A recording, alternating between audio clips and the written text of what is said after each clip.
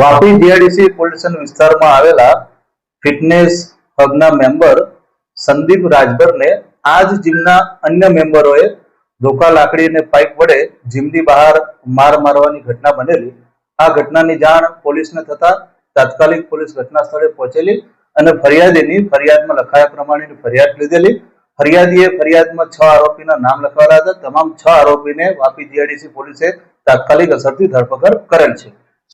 ફરિયાદી અને આરોપી બંને આ ફિટનેસ હબ જીમ છે એ જીમના જ મેમ્બરો છે અને ફરિયાદી જીમમાં લેગ્સ નું કામ કરી રહ્યા હતા ત્યારે જે આરોપીઓ હતા એમને કીધું કે અમારે કામ કરવું છે. એ બાબતે કસરત કરવાની બાબતે ફરિયાદી અને આરોપી વચ્ચે બબાલ થયેલી અને એનું બંદૂક રાખી અને ફરિયાદીને આરોપીએ ભેગા મળી અને જીમની બહાર માર મારેલો.